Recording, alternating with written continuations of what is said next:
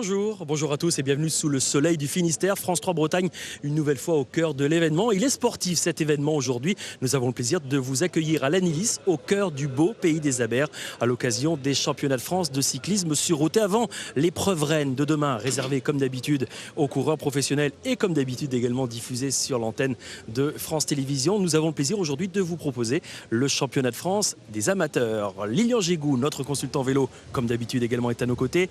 Lilian, un petit mot sur cette épreuve. Nous allons voir des images du départ. Ils étaient nombreux. 189 coureurs, c'est vrai que ça réunit tout simplement les meilleurs coureurs de France. Donc ça fait un gros peloton, beaucoup d'envie, beaucoup de coureurs qui veulent gagner aujourd'hui. Un petit mot également sur le circuit. C'est vrai que voilà, c'est une course à part sur un circuit un petit peu différent. C'est vrai que c'est un peu inédit, c'est ce petit ribbon, c'est-à-dire que ce petit chemin empierré qui a été introduit sur le circuit et qui rend un peu spécial ce championnat de France.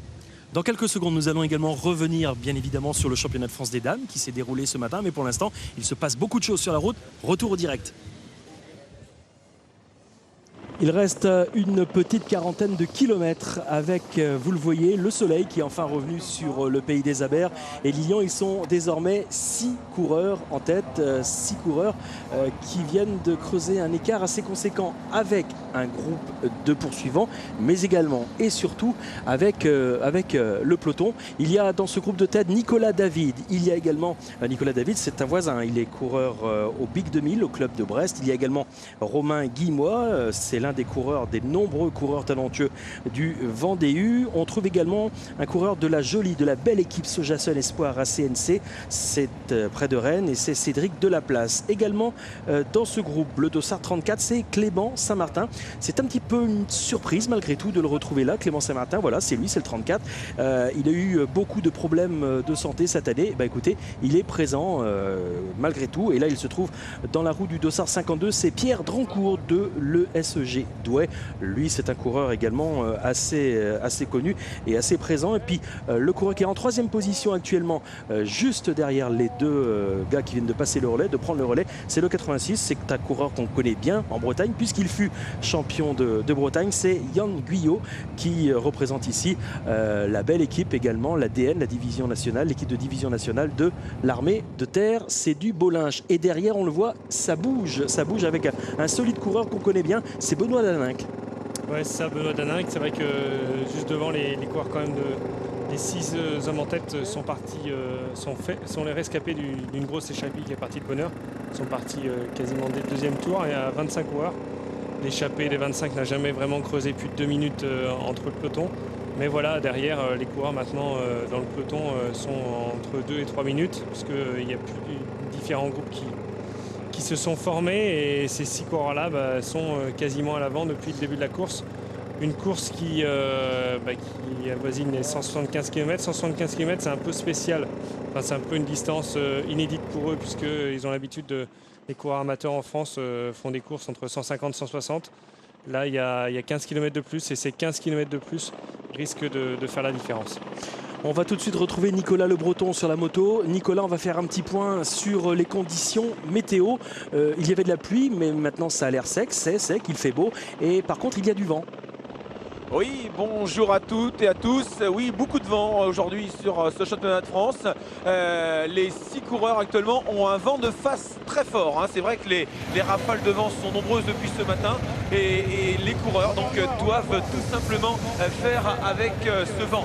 La course aujourd'hui est fort belle parce qu'il y a 6 bons coureurs à l'avant. On remarque Urvan et Lilian qu'il n'y a pas de coureurs de sélection régionale à l'avant, uniquement des équipes de marque et des équipes de DN1 à l'avant de la course. Merci, on vous retrouve tout à l'heure pour vivre bien évidemment l'échappée des 6 coureurs, et on va revenir, on va vous expliquer ce qui s'est passé. On va vous expliquer également qu'il y a un groupe juste derrière où se trouvent pas mal de coureurs régionaux, pas mal de coureurs bretons, dont l'enfant du pays, l'ancien champion du monde, Olivier Le Gac. Mais bien évidemment, nous ne résistons pas à l'envie de vous présenter des images de ce beau pays des Abers. Nous sommes juste à côté de la mer, le phare de l'île Vierge, il n'est pas très loin non plus. C'est vrai que c'est une région splendide qu'il faut venir découvrir. Regardez, ça c'est la berre benoît, c'est donc celui que les coureurs vont passer tout à l'heure avec Saint-Pabu, avec un petit peu plus haut la berre Vrac également. Vous les découvrez.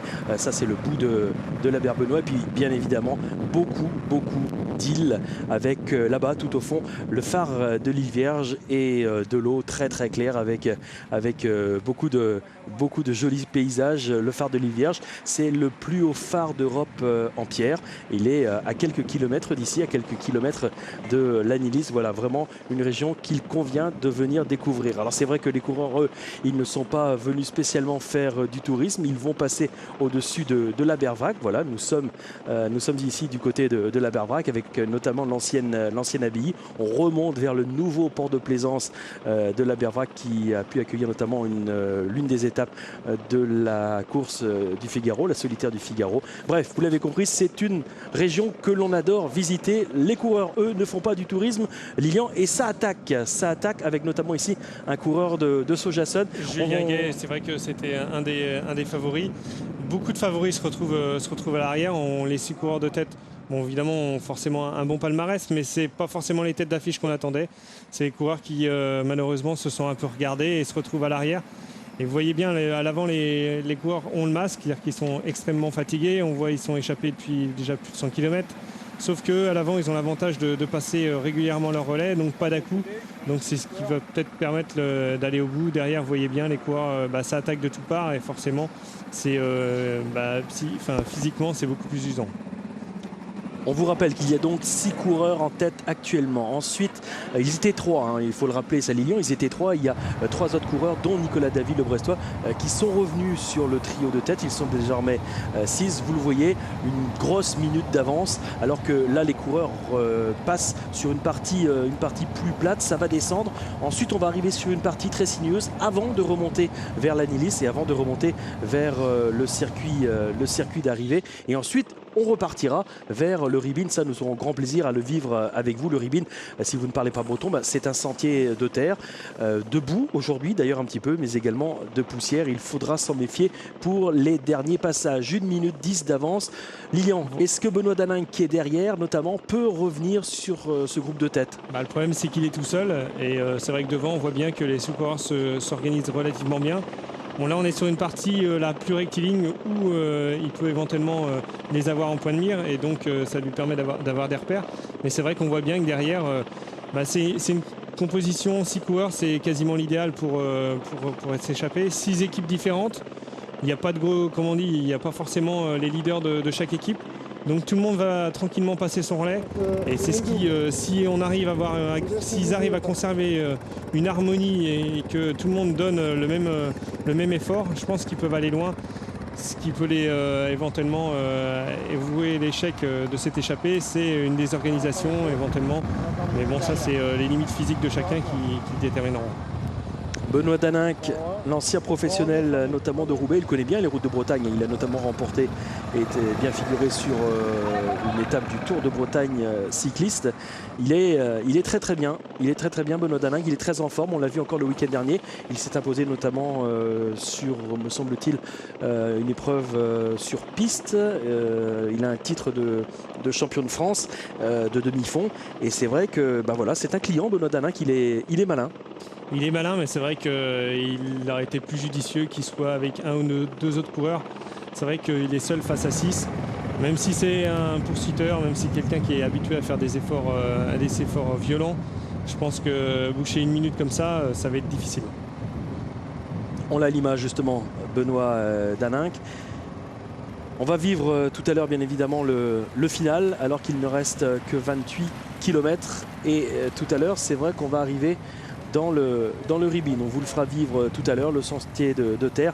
Une chose est sûre, une chose est certaine, c'est vrai que certains craignaient une arrivée au sprint avec une trentaine, une quarantaine de coureurs. Ça ne sera pas le cas.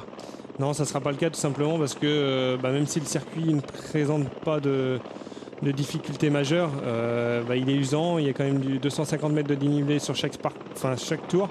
Donc ces dénivelés-là, ils s'accumulent. C'est casse-pattes. Et puis ce Ribine, c'est vrai qu'il vient en plus accentuer la difficulté du parcours. Donc vous y mettez un peu de vent et puis la volonté à chacun. C'est vrai que les coureurs sont partis extrêmement tôt. Il y a une échappée de 25 qui est partie dès le départ. Donc on a eu quasiment 42 km/h de moyenne dans les 2 premières heures. Donc c'est vrai que tout le monde fait que la course est rendue extrêmement difficile. C'est vrai que c'est un circuit extrêmement usant, hein. Tous les coureurs qui l'ont reconnu disent oh là là là, là il y a un casse-croûte comme on dit, il y a un casse-croûte. Alors c'est vrai que certains sont très heureux d'éviter un circuit comme celui de l'an passé, un circuit qui avait bien évidemment favorisé les sprinteurs. Les coureurs arrivent dans une partie nettement moins exposée, ils vont virer à droite après un rond-point et là ça sera extrêmement sinueux. On va quitter ce groupe quelques instants pour revenir sur l'un des temps forts de cette semaine ici. C'était ce matin, c'était le championnat de France des dames. Et on va vous proposer tout de suite des images de ce championnat avec, vous le voyez, 85 dames 85 championnes qui se sont élancées ce matin pour leur championnat avec tout d'abord Jennifer Le Thué, la bretonne du Futuroscope qui est partie seule, qui s'est fait ensuite reprendre par un groupe où se trouvaient pratiquement toutes les favorites. Et pour la plus grande joie des Bretons, il y avait là Audrey Cordon, la jeune championne du VCP Loudéac, mais qui court ici sous le maillot du Futuroscope. Et puis il y avait bien évidemment, elle est là, tiens, juste derrière Audrey Cordon, il y avait bien entendu Aude Biannik et c'est Elise Delzen. Elise Delzen qui réussit dans le final, dans la dernière bosse, à décrocher ses poursuivantes, vraiment ses compagnes d'échappée. Elle l'emporte, la fille de Pro Dialogue, Bourgogne Pro Dialogue, devant Amélie Riva du Futuroscope. Le Futuroscope vient le Futuroscope qui est battu cette fois-ci et Aude Biannik termine 3e. Mais la consolation, regardez, pour Aude Biannik, c'est qu'elle est championne de France des espoirs. Chapeau bas pour la jeune demoiselle, la jeune Léonard qui est à quelques kilomètres de son domicile. Retour avec les hommes. Vous le voyez, nous sommes ici juste sur la partie sinueuse. Ce circuit il est compliqué parce qu'on est tout le temps en prise. On est tout le temps en prise, c'est vrai que. Mais c'est aussi un avantage, c'est que ce genre de petits casse-pattes, l'avantage c'est que derrière c'est compliqué pour une équipe de s'organiser pour rentrer devant. Et une échappée de 6 coureurs, c'est quasiment l'idéal pour des petites routes comme ça, casse-pattes. Il faut juste que devant, tout le monde passe son bout correctement et qu'il garde une homogénéité et une organisation pour aller au bout. On sent que c'est en train de se resserrer malgré tout. Tout à l'heure, Lilian, avant le direct, on se regardait, on disait oulala, parce que le peloton derrière, enfin le premier peloton ne roulait plus du tout. Le groupe d'Olivier Legac ne roulait plus du tout. Ça se regardait beaucoup ici à 700-800 mètres de la ligne. Et là, on a l'impression que ça y est, la bagarre du final est lancée avec, donc vous le voyez, une grosse vingtaine de kilomètres, 25 kilomètres avant l'arrivée ici de ce championnat de France des élites 2, ce championnat de France des amateurs. Et on va tout de suite revenir sur le circuit en compagnie d'un coureur qu'on a rencontré avant le départ. C'est vous d'ailleurs Lilian qui l'avez rencontré. C'est un coureur qui ne figure pas en tête actuellement. C'est un coéquipier de Yann Guyot. C'est monsieur Siner et il fait partie justement des favoris. On retrouve Benoît Siner qui nous parle du circuit. Le circuit, j'étais déjà venu au mois de mars le repérer. Et on a reroulé dessus cette semaine. Donc je pense que ça va se faire à l'usure. C'est pas très dur, mais à la répétition ça va devenir très exigeant. Donc voilà, il faut garder des forces pour les derniers tours. Après, le ribbon, ça restera piégeux parce que l'approche sera nerveuse, la traversée aussi, on risque des crevaisons ou des accrochages avec d'autres coureurs. Effectivement, le ribbon, on le vivra tout à l'heure. Vous allez voir, vous le découvrirez avant la course des professionnels demain. Ça peut jouer des tours à certains. Vous ne croyez pas que ce ribbon, justement, certains, notamment des coureurs professionnels qui vont courir le Tour de France, certains vont le passer tranquillement et ne pas prendre de risque avant le tour? Ouais, il n'est pas non plus, il n'est pas dangereux en soi. Il est dangereux pour la course, mais il n'est pas dangereux pour la chute. C'est vrai que c'est pas de l'asphalte. Mais ceci dit, c'est pas non plus. Après, c'est les coureurs qui risquent de le rendre dangereux. Non, ça risque de frotter. Et là, on voit bien les coureurs devant, ils se sont retrouvés tout de suite dans une grosse échappée. Et l'avantage d'avoir été dans cette grosse échappée-là, c'est que vous n'avez pas le stress de l'approche de ce ribbon à chaque tour. Que vous avez un coup d'avance qui va vous permettre d'aller loin. Et c'est ce qu'ils font. Donc, est-ce que demain, on risque pas d'avoir le même schéma? Souvent. Les managers, même les coureurs, on garde un œil attentif sur l'équipe, sur la course amateur, car ils savent que ça peut être la retranscription de la course professionnel. Donc l'avenir de demain, on le saura, mais je pense que ouais, ça risque, c'est toujours bien sur ce genre de circuit d'avoir un coup d'avance et de ne pas rattraper son retard. Un petit mot sur Olivier Le Gac, hein. Il y a beaucoup de gens qui l'attendent, l'ancien champion du monde des juniors. C'est vrai qu'il a un coéquipier devant, en la personne de Nicolas David, un coureur qui vient d'arriver, enfin qui est arrivé en début de saison au club de Brest. Vous pensez qu'il a encore une carte à jouer dans ce championnat ou pas? Bah, disons, ouais, c'est difficile, mais c'est vrai que devant, ils sont 6 coureurs. Regardez, l'organisation est quasiment parfaite, tout le monde passe son lait. Il reste 20 km, bon, c'est beaucoup à la fois, mais peu. 1 minute 19, ça va être sur le coureur Benoît Daninck. Benoît Daninck qui tout seul a du mal à boucher plus. C'est vrai que lui, c'est le cas typique du coureur qui a un coup de retard et qui risque difficilement de le boucher.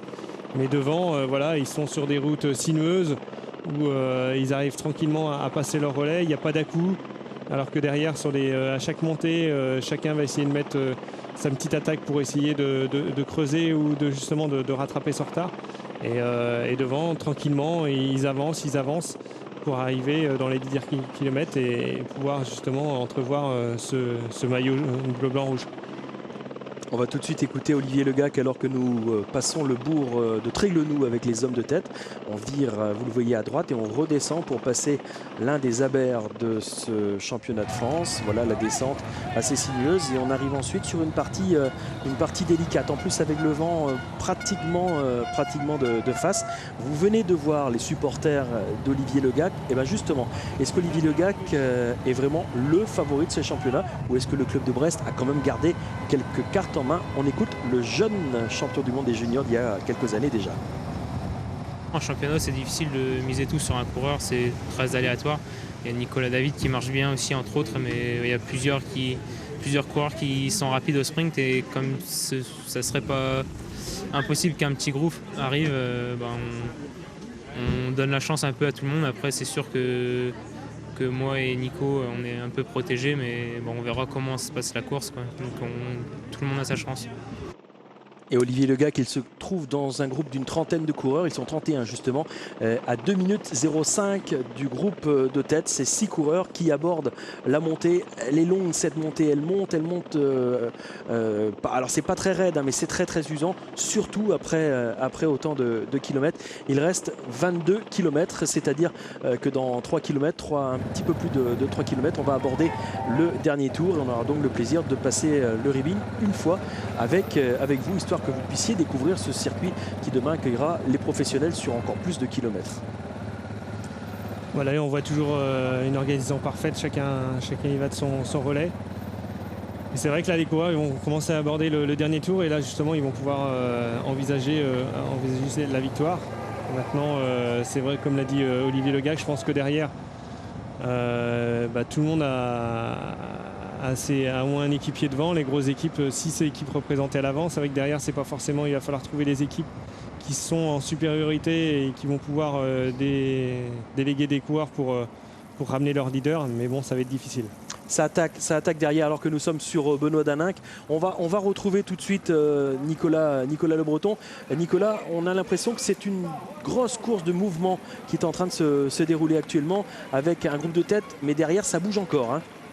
Oui, tout à fait, Gurvan. Nous venons de nous laisser décrocher avec mon pilote Thierry des hommes de tête pour attendre tout simplement le coureur qui se trouve juste à l'arrière, Benoît Daninck entre autres. Alors j'ai été faire un petit tour dans les voitures de directeurs sportifs et je leur ai posé une question importante, s'ils pensaient maintenant que ce groupe allait aller au bout, et tous nous ont rappelé bien sûr qu'ils pensent que cela va aller au bout, car derrière on n'est pas bien organisé et dans ce groupe ils sont extrêmement homogène.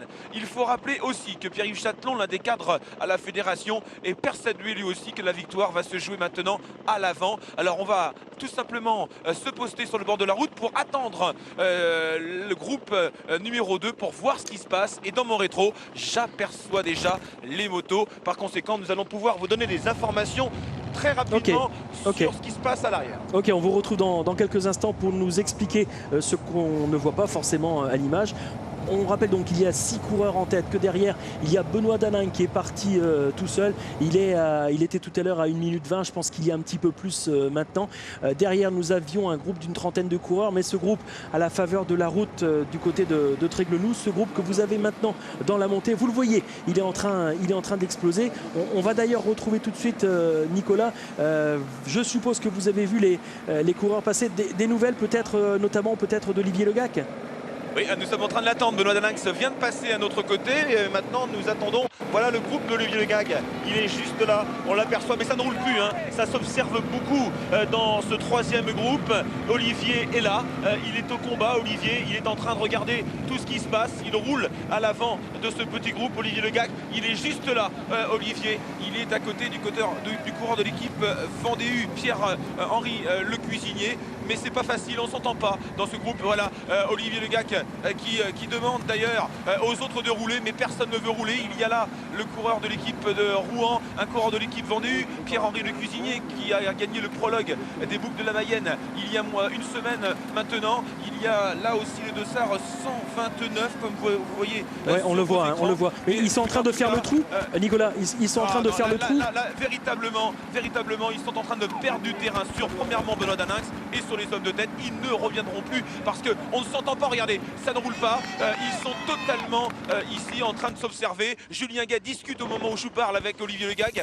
Donc vraiment, le coureur qui se trouve en dernière position, le Rouennais, est en train de se retourner. Donc c'est pour vous dire qu'on est en roue libre dans ce troisième groupe. Ok, très bien. On vous retrouve tout à l'heure, Nicolas, pour vivre le final, pour que vous puissiez nous faire partager tout ce que l'on ne voit pas forcément, avec un autre Brestois ici qui est en train de passer au moment où la cloche va sonner. On va sonner la cloche pour annoncer le dernier tour. Vous partagez l'analyse de Nicolas et donc des directeurs sportifs. Ça ne rentrera plus. C'est vrai qu'on a vu que derrière les coureurs qui avaient réussi à sortir du peloton avaient quasiment tous un équipier à l'avant. Donc c'est vrai que c'est difficile de ramener d'autres concurrents sur son équipier qui est devant. Donc on a bien vu Olivier Legac qui essayait de passer des relais, même Julien Gay de Sojason Espoir qui avait effectivement des coureurs devant, mais un coureur de Vendée comme Le Cuisinier derrière va protéger son coéquipier guillaumois. Donc on sait bien que voilà, chacun donne pas forcément le meilleur de soi-même. Donc c'est sûr que ça va être difficile de rentrer. Et maintenant devant il reste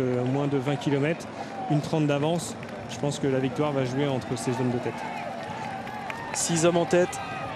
Nous allons sortir dans quelques secondes, dans quelques instants plutôt, du bourg de Lannilis, alors que vous découvrez Benoît Daninx, l'ancien professionnel qui lui arrive sur la zone d'arrivée. Il va arriver dans la dernière ligne droite avec un retard conséquent quand même sur ce groupe de tête. Et ça me paraît quand même assez difficile pour Benoît qui compte plus d'1 minute de retard. Ça me paraît difficile pour lui de rentrer sur le groupe de tête. Vous voyez, Le Châtel, je pense qu'il y croit plus.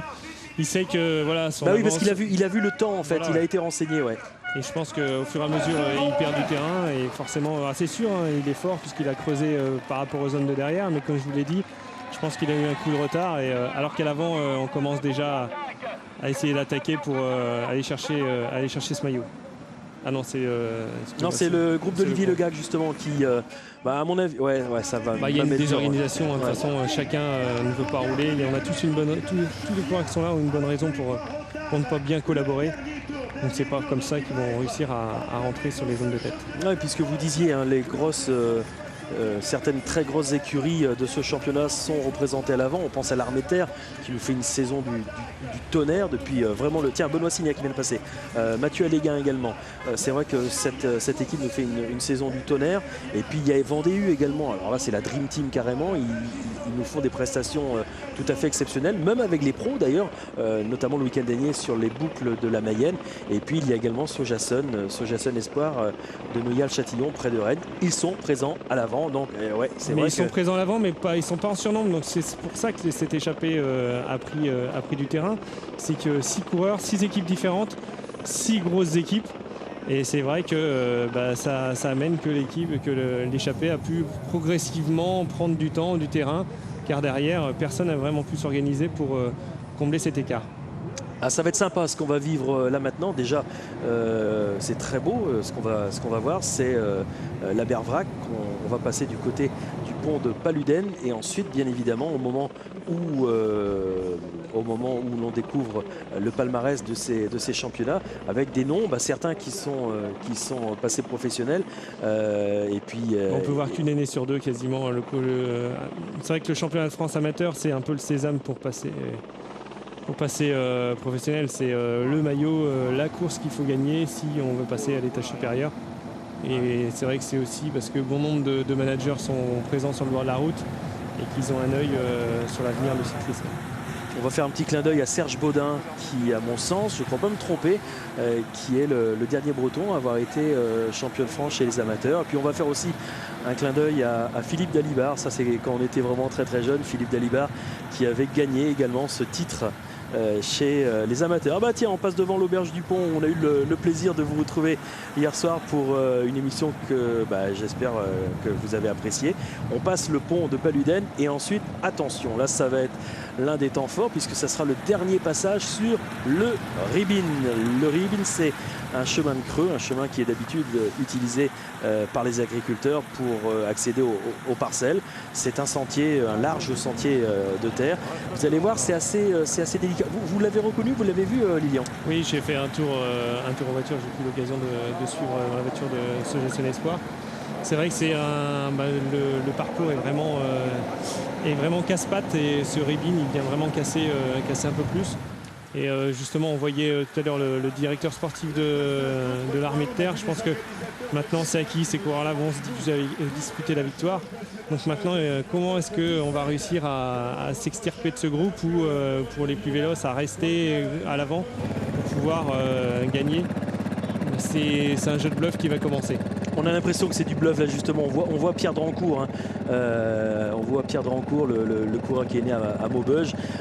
C'est vrai, c'est un ancien professionnel et on a l'impression qu'il est derrière. On a l'impression qu'il est en difficulté, qu'il commence à trouver le temps long, qu'il commence à avoir les cuisses, les grosses cuisses, les jambes lourdes. Alors c'est vrai que là on commence à rentrer dans le bluff. Alors pour vous faire partager nos repérages, sachez que là nous allons arriver donc sur une partie où le bitume est vraiment en très très très mauvais état. C'est là où arrivent les coureurs. Ensuite, vous le voyez, on vire à gauche et on monte une partie où il reste encore du bitume, mais par contre ça devient très très très très casse-pattes. C'est très compliqué, surtout après tant de kilomètres. Il reste 15 km dans ce championnat de France et vous le voyez, c'est le Brestois, le coureur du Big 2000, Nicolas David, qui mène ce groupe de tête. Et on va arriver ensuite, vous le voyez, ça y est, on arrive pratiquement dans le Ribine avec un petit peu de bitume, mais déjà l'herbe qui fait son apparition au milieu de la route. Et ensuite, ça va être l'un des passages les plus difficiles. On va partir sur la droite, pratiquement une épingle à cheveux. Et là, ça grimpe vraiment très très fort. Vous allez le voir tout de suite, ça grimpe très très fort. Et là, c'est la disparition du bitume et l'entrée dans le Ribine. Voilà, nous y sommes. Vous le voyez, il n'est pas en très mauvais état. Non, il est roulant. Enfin, je veux dire, il est pas. Déjà, il s'aborde il s'approche en montée. Donc, ça veut dire que les coureurs n'arrivent pas forcément très vite. Donc, c'est sûr, hein, c'est pas un bord vêtement, mais bon, c'est pas non plus, c'est pas dangereux, quoi. Yann Guyot qui place une accélération ici. Il est suivi du coureur que vous avez reconnu, on en parlait il y a quelques instants, c'est Pierre Drancourt, qui est un coureur qui a plus de 30 ans hein, déjà, donc c'est un coureur d'expérience. Ils ont creusé un petit trou. On voit bien que les coureurs, je pense qu'ils sont énormément fatigués. On voit bien que les cuisses de la victoire, parce que Yann Guyot, on n'a pas eu l'impression qu'il ait fourni une grosse attaque, sauf que derrière, on voyait que les cuisses commençaient à brûler. Et on voit que les coureurs ont du mal à boucher ces quelques mètres qui les séparent. Yann Guyot, l'ancien champion de Bretagne, le coureur de l'équipe de l'armée de terre. Une équipe très très présente hein, cette année, on l'a dit déjà tout à l'heure, notamment via Benoît Siner. Voilà, on arrive à la sortie du Ribine. Attention, c'est assez délicat parce que c'est l'une des parties à être restée grasse après notamment la pluie de la nuit dernière et la pluie de la matinée. Ah ouais, Yann Guyot, dis donc, il me paraît à l'aise. La sortie, ouais, effectivement. Et je pense que sur un circuit qui est dénué de grosses difficultés, il n'y a pas 36 endroits où on peut faire la différence. Donc je pense qu'il a dû préméditer son attaque. C'est peut-être, on l'a vu d'ailleurs tout à l'heure avant d'arriver sur le Ribine, il était légèrement décroché. Son directeur sportif est remonté à sa hauteur. Il faut savoir que sur cette partie-là, les directeurs sportifs sont déviés et qu'ils vont reprendre, là justement on les voit à gauche, les directeurs sportifs vont pouvoir resuivre leurs coureurs sur cette route-là. Mais pendant toute cette partie-là de petites routes de Ribine, les directeurs sportifs sont obligés de couper et on voit bien qu'ils ont délégué quelques personnes mécano. C'est l'organisation. Voilà, ouais. On va à droite ou à gauche pour dépanner éventuellement leurs coureurs qui crèveraient sur cette portion-là. Benoît Daninck, ça serait bien aussi si on pouvait aller voir ce qui se passe juste derrière, parce que c'est vrai qu'il y a des coureurs qui sont en difficulté à l'entrée du Ribine. Benoît Daninck, de toute façon, à mon avis, il ne rentrera plus. Regardez, c'est quand même dur, hein. Merci à Christophe, notre réalisateur, qui nous passe ces images, qui nous offre la possibilité de voir également ce qui se passe derrière avec des coureurs, notamment ici un coureur de Chambéry qui se trouve en difficulté. Ouais, c'est dur. Hein. Et voilà, ouais, c'est le revêtement qui est en plus difficile. On n'a pas besoin d'avoir des pentes à plus de 10% pour le rendre dur, mais avec un revêtement comme ça, c'est vrai que dès que le faux plat se transforme pratiquement en une pente raide. Et puis voilà, comme je disais, 175 km aujourd'hui, c'est des coureurs qui ont l'habitude de faire 160, 150. Et voilà, les jambes qui ont resté lourdes ont une perte de lucidité. On a vu le coureur un coureur juste devant qui avait été dans l'herbe, tout simplement parce que voilà, la fatigue fait qu'on n'est plus tout à fait lucide de ses mouvements. Allez, on retrouve tout de suite notre speaker bien connu qui aujourd'hui se trouve à nos côtés pour ce direct. On va tout de suite retrouver Nicolas Le Breton. Nicolas, vous êtes à quel niveau de la course ? Je suis juste derrière les 6 coureurs de tête et là il se passe des choses intéressantes. C'est tout à l'heure Romain Guillemois, le récent vainqueur d'étape sur les boucles de la Mayenne, qui demandait à tout le monde de collaborer parce qu'il trouvait que ça ne roulait pas assez vite. Yann Guyot là qui se trouve en dernière position, lui aussi est en train d'observer beaucoup ses adversaires. L'expérience de Pierre Dancourt qui vient prendre là encore l'avis de son directeur sportif dans les tout derniers kilomètres. Il a besoin peut-être de se rassurer un petit peu. C'est vrai que le coureur qui me semble le plus juste au sprint, c'est le dossard 23, Cédric Delaplace. C'est vrai qu'on ne l'attend pas à ce niveau, mais attention à Romain Guillemois qui actuellement me semble très fort dans cette échappée. Ah oui, Nico, vous ne me parlez pas de Yann Guyot qui a placé une petite attaque. Là, vu d'ici, nous semble assez frais. Oui, mais Yann Guyot, je le connais bien comme vous et comme tous les téléspectateurs. C'est pas un coureur qui va très très vite au sprint. On l'a vu sur les boucles de la Mayenne, il a beaucoup travaillé pour Benoît Skinner qui allait, lui, il va très très vite. Moi, je crois beaucoup à Romain Guillemois parce qu'il nous a déjà fait ce coup-là la semaine dernière et il est en confiance, il vient de gagner. Il a eu du mal à gagner cette année. Il a gagné sa première grande victoire sur les boucles en fin de semaine dernière et là, il est en pleine confiance et ça se voit actuellement en les observant. Merci Nico, on vous retrouve tout à l'heure. Vous partagez l'analyse, Lilian ? Oui, je pense que Yann Guyot qu'on voit à l'écran n'est pas forcément véloce, mais je pense que je suis un peu d'accord avec vous, il domine un peu ces coureurs. On le voit discuter avec Nicolas David, je pense que c'est deux coureurs qui se connaissent parfaitement, ils ont couru ensemble sur le maillot de Côte d'Armor. Donc Nicolas David connaît très bien le personnage de Yann Guyot qui, il est malin, il va essayer de tirer son épingle du jeu. Donc même s'il est plus fort, je pense qu'il aura toujours Nicolas David sur ses basques. Et voilà, on est en train de prendre les dernières informations, notamment auprès de Thibaut Massé, le directeur sportif de l'équipe Sojason Espoir à CNC, cher à Stéphane Hulot. Et ça discute quand même pas mal. Bon, ça rentre un petit peu, une 14. Bon, il reste 11 km, normalement c'est fait. C'est pas tant qu'ils perdent du terrain parce que ça roule fort derrière. Je pense que voilà, les relais sont beaucoup moins incisifs. On va arriver dans les 10 derniers kilomètres et on commence à se poser la question de savoir comment est-ce qu'on peut faire pour soit arriver au sprint, soit se débarrasser de ses 5 compagnons d'échappée. Donc regardez, ils se regardent. Je pense qu'ils peuvent se permettre de relever le pied. Ils ont plus d'une minute d'avance. La victoire est quasiment acquise pour eux. Donc après, avoir la même stratégie pour gagner. Eh ben, on va suivre ça, bien évidemment, avec Nicolas David, le coureur brestois, le coureur philistérien du Brest-Iroise Cyclisme, qui vient de passer le relais. Mais c'est vrai que la remarque de Nicolas Le Breton disait que Romain Guillemois aller plus vite au sprint, et c'est vrai qu'il a tendance à vouloir tout le temps relancer, réorganiser l'échappée. Il passe toujours son relais, il essaie de justement garder une certaine fluidité dans les relais de chacun, justement pour pouvoir éviter que chacun se regarde et n'essaie d'attaquer. Donc lui, s'il va vite, il a intérêt à ce que tout le monde passe son relais et conserver une bonne harmonie au sein de ce groupe. Ouais, c'est ce que vous nous disiez Nicolas tout à l'heure. C'est vrai que moi je pense qu'on va assister à une attaque de Yann Guyot tout à l'heure, alors que voilà, ça y est, c'était à prévoir. Benoît Danin qui est repris par un trio au sein duquel on trouve notamment Olivier Legac. Olivier Legac, Benoît Sinner, qu'on retrouve à droite aussi.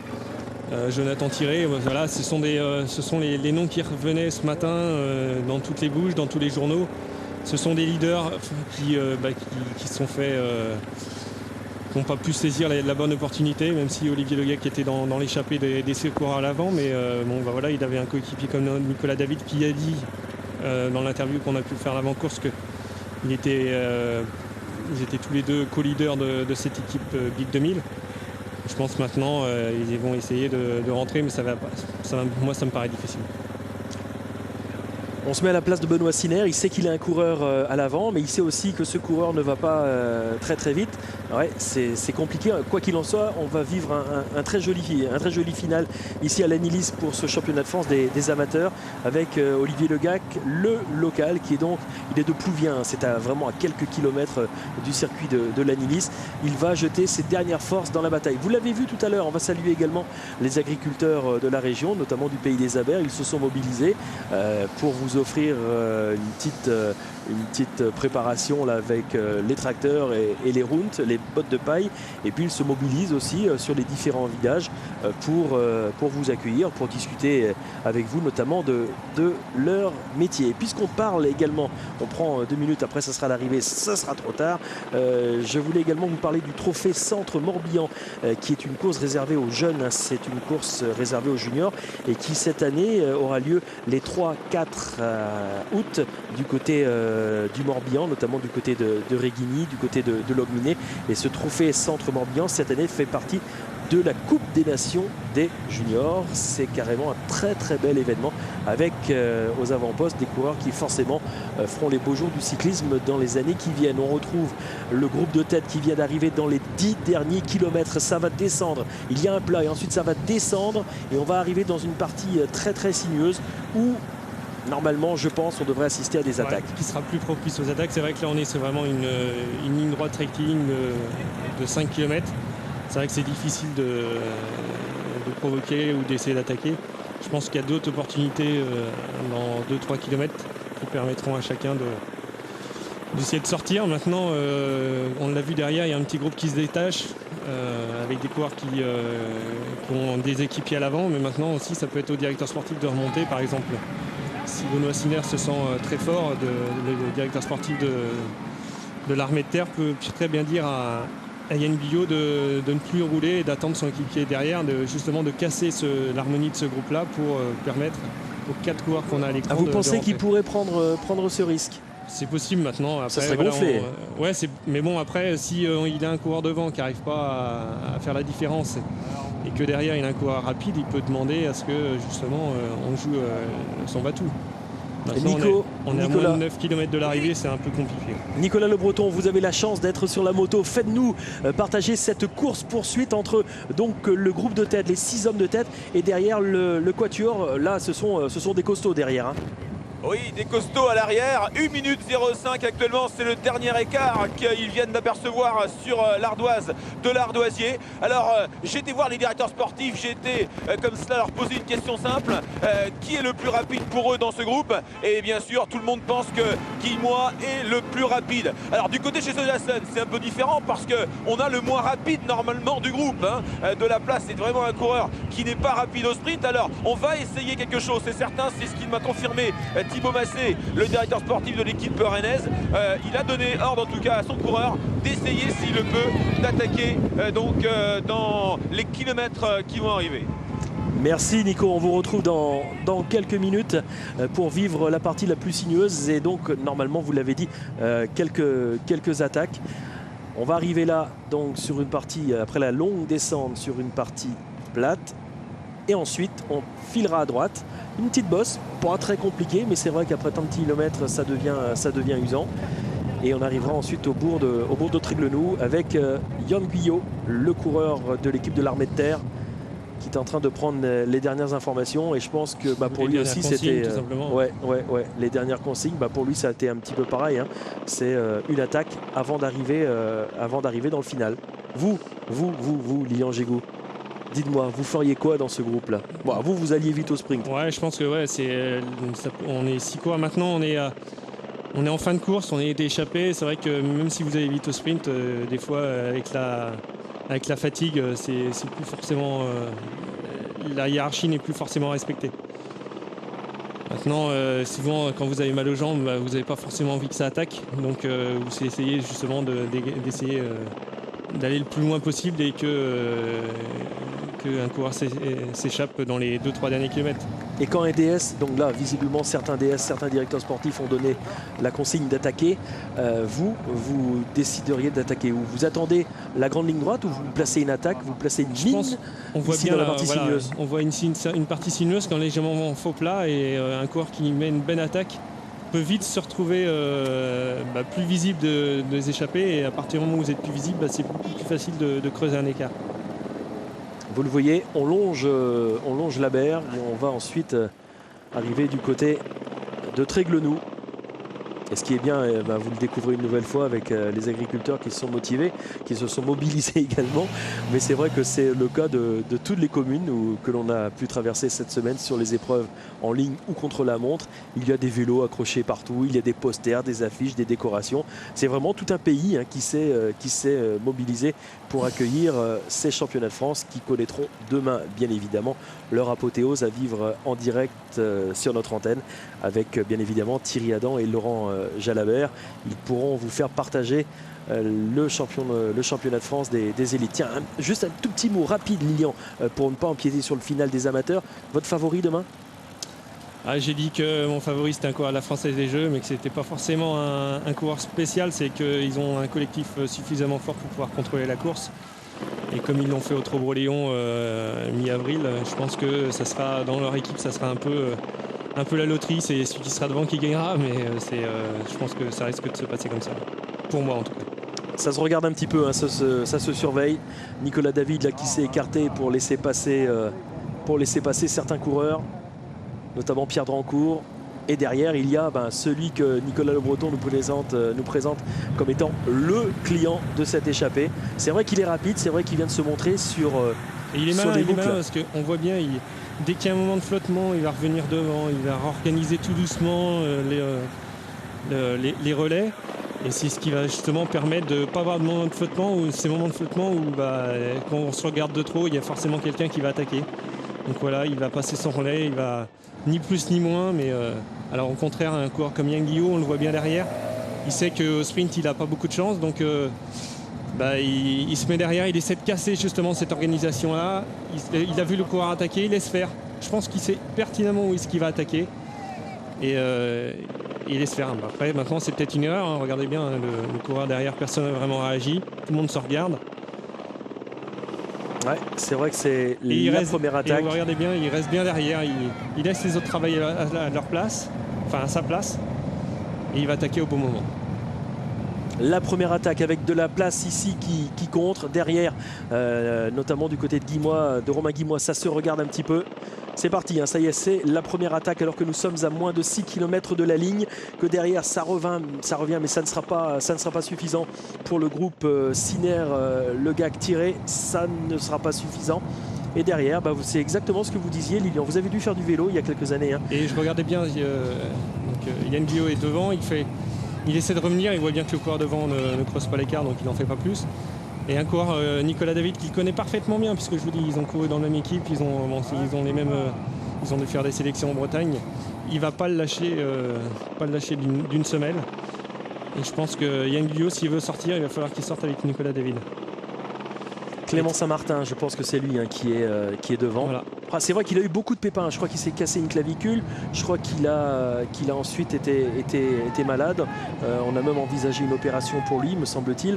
Donc voilà, c'est un coureur qu'on a plaisir. Et vous voyez bien sur des routes comme ça, il n'a pas forcément beaucoup d'avance, mais vite au détour d'un virage, on ne le voit quasiment plus.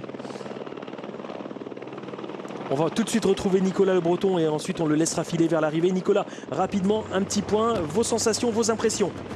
Oui, bah écoutez, un petit peu la même que tout à l'heure. Hein. Le patron pour moi c'est Romain Guillemois et Yann Guyot et Pierre Drancourt. Ce sont les 3 plus forts, me semble-t-il, du moins les 3 plus sûrs de leur force pour le final qui s'annonce palpitant. Je rappelle que voilà, Clément Saint-Martin est à une poignée de mètres maintenant donc des hommes de chasse derrière, et c'est Nicolas David qui est en train de refaire l'effort actuellement, et Romain Guillemois qui se replace toujours à l'arrière, qui laisse toujours celui qui est donc devant lui faire l'effort. Il est malin, il m'a fait la même chose la semaine dernière sur les bouts de la Mayenne. On croyait qu'il était cuit comme cela, et puis il a battu David Veilleux, le coureur de l'équipe Europcar. Et pour l'instant, c'est les autres qui roulent, c'est Yann Guyot qui roule, et puis lui, il est en dernière position. Ok, écoutez Nicolas, on vous laisse remonter vers la ligne d'arrivée pour nous faire partager les impressions du champion de France déjà, alors que oui, ça y est, c'est une attaque de Romain Guillemois qui contre ici dans la dernière bosse avant de redescendre vers Tréguenoux. Il attaque pour revenir tout d'abord sur l'homme qui était parti tout à l'heure en profitant un petit peu de la moto, mais ça y est, ça va descendre tranquillement maintenant vers, enfin tranquillement c'est une image, c'est une façon de parler, ça va redescendre vers le pont de Tréguenoux. On va passer sur l'un des abers, sur l'abert Benoît, et on va remonter. Ça rentre pas tout à fait encore. Ça rentre pas parce que tout simplement ils ne sont pas organisés dans la. C'est vrai qu'ils ont attaqué fort dans la montée, et puis dès qu'ils ont viré pendant la descente, il aurait fallu qu'ils relancent pour reprendre de l'élan, et le coureur devant, lui, en fait, au contraire, il a lissé un peu son. Enfin, il est devant, je pense qu'il a tout donné, mais il a relancé progressivement dans les descentes. Il a pu conserver l'avance qu'il avait au pied de cette difficulté. Océane U Top 16, c'est voilà, le nom du club de Clément Saint-Martin. Et derrière, c'est De La Place qui est parti. De La Place, dont son frère est professionnel au sein de l'équipe Sojasun. Je pense qu'il ne manquera pas de soir de l'appeler pour lui donner ses ressentiments et ses petits conseils pour demain. Le ressenti effectivement sur la course, alors que nous sommes désormais à 3 km de la ligne d'arrivée de ce championnat de France. C'est bien ce qui fait De La Place, alors que là c'est très très dur. Vous l'avez vu, le circuit, c'est vrai que bon, il y a déjà beaucoup de kilomètres. En plus il y a du vent ouest, nord-ouest, donc c'est délicat, avec maintenant une attaque de Yann Guyot. Ça y est, on peut dire que vraiment les plus costauds ont lancé leur dernière bataille, leur dernière force dans la bataille. Et là on voit bien qu'on a 2 km, tout le monde on donne tout. C'est difficile de boucher, on voit bien que De La Place a du mal à revenir sur Saint-Martin. Et Guillemois, regardez, c'est la surprise là, alors qu'on le présentait comme étant le favori. Mais regardez, Yann Guyot, on en parle depuis 10 minutes, regardez, il est lâché. Mais devant, regardez, Yann Guyot a tout donné, il a même du mal à reprendre les roues. Ils sont tous un par un, les uns derrière les autres. Attendez, Lilian, là l'enseignement il est clair. Romain Guillemois, il a perdu, il ne reviendra plus à mon sens sur le groupe de tête. Ça prouve que, bel enseignement également, ça prouve que ce circuit c'est pas forcément un circuit pour les sprinteurs. Ça on s'en doutait un petit peu, mais là ça le confirme. Ça se joue à la cuisse, tout simplement, c'est long faux plat.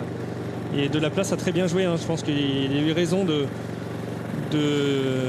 recontrer tout de suite quand il est revenu sur Saint-Martin, justement pour pas profiter de ce. Regarde là, on arrive sur une portion plus plate, et s'il ne l'avait pas fait, il aurait eu Clément Saint-Martin dans sa roue. Donc il a profité justement de cette fin de faux plat pour faire la différence, pour faire le trou et pour maintenant tout donner pour rejoindre l'arrivée à moins d'1,6 km. Je pense que ça va être difficile au cours derrière de rentrer. On voit bien que tout le monde est forcément à bout et tout le monde a tout donné et que les forces manquent. Cédric De La Place, si vous suivez régulièrement le Trobo-Léon, vous reconnaissez les routes du final. Vous savez que nous approchons de la ligne d'arrivée. Il va descendre avant de remonter, de virer à gauche, de redescendre et d'arriver sur la dernière ligne droite. Mais là, écoutez, ça me paraît très très bien parti pour le protégé d'Alain Helot, le père de Stéphane Helot, qui s'occupe et qui dirige cette belle équipe et qui était de Noyal-Châtillon. Sur le bord de la route tout à l'heure avec ses roues dans le ribbing pour dépanner ses coureurs. Et on voit Clément Saint-Martin qui quand même a réussi à s'accrocher, à essayer de revenir. Là ça grimpe, hein. Ça grimpe. Alors c'est pas énorme, c'est pas un col bien sûr, mais voilà, ça fait mal aux cuisses, ça brûle les cuisses. Ah, je suis étonné par Saint-Martin quand même. Sincèrement, je pensais pas le retrouver à ce niveau après sa saison difficile. Il a dû finalement en profiter pour c'est pas garder fini, du c'est jus. pas fini. On a 1 km. Là, on va redescendre jusqu'aux 500 mètres. Après, c'est pareil. On va retourner un faux plat. Ce long faux plat qui remonte jusqu'à l'arrivée. Regardez, on descend jusqu'au bout de la ligne droite, 500 mètres. Et après, on va remonter jusqu'à l'arrivée. Et là, on peut encore avoir des défaillances. C'est vrai que 500 mètres, c'est extrêmement long. Et on va essayer de tout donner. Clément Saint-Martin va pouvoir. Il ne reviendra pas. À mon avis, il ne reviendra pas. À moins que Cédric s'écroule, mais voilà, quand on est en tête à 300 mètres, quand on est en tête d'un championnat de France, écoutez, je crois que ça va pas revenir. Et à mon avis, c'est Cédric Delaplace qui va remporter ce championnat de France. Un Breton d'adoption qui l'emporte ici à l'Anilis. Très beau numéro également de Saint-Martin qui a finalement déclenché la dernière bataille. Cédric Delaplace qui va remporter le titre. C'est dur, il s'arrache, il s'arrache. Il est champion de France, il n'en revient pas. Champion de France des amateurs, Cédric Delaplace de l'équipe Sojasun Espoir ACNC. C'est une équipe basée, je le rappelle, près de Rennes. Très très beau numéro. Clément Saint-Martin, c'est vrai que si aujourd'hui il y a une place qu'il ne faut pas faire, c'est deuxième, mais tu es quand même content et a levé le bras. Je pense que c'est aussi une surprise pour lui. C'est une consécration. La troisième place, voilà, la troisième place pour Nicolas David. Ah non, c'est raté pour le Brestois. Il va avoir la pire des places. C'est Benoît Sinner. Non, c'est Yann Guyot, pardon, Yann Guyot, excusez-moi, qui va terminer troisième. La quatrième place, c'est dommage, c'est une petite déception pour Nicolas David. Et Guillaume qui était le plus rapide au sprint, on voit bien, il termine dernier de ce groupe. Sur ce parcours-là, c'est vrai que c'est... On voit là un Hulot là, qui réconforte son coureur. Je pense qu'il y a beaucoup d'émotions. Ça rappelle des images quand Stéphane Hulot avait lui-même été champion de France. Alain était également très très ému. Et je pense à son frère qui va être forcément devant la télé et qui va être aussi ému. Voir son frère gagner, je pense que ça doit lui donner des idées.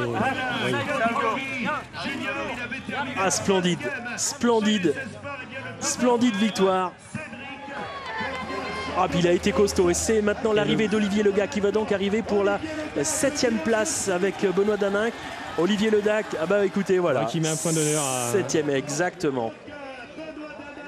Benoît Daninck doit être 8e donc, Benoît Sinner 9e, Jonathan Thiré 10e. qui arrive, qui était derrière. On voit tout simplement, c'est des leaders qui sont là, qui sont battus puisqu'ils n'ont pas pu anticiper. Et je pense que le gros enseignement, c'est que sur ce circuit-là, les coureurs qui se sont disputés la victoire sont des coureurs qui sont partis extrêmement tôt, dans les 40 premiers kilomètres. Et derrière, les leaders se sont regardés et n'ont pas pu boucher la minute.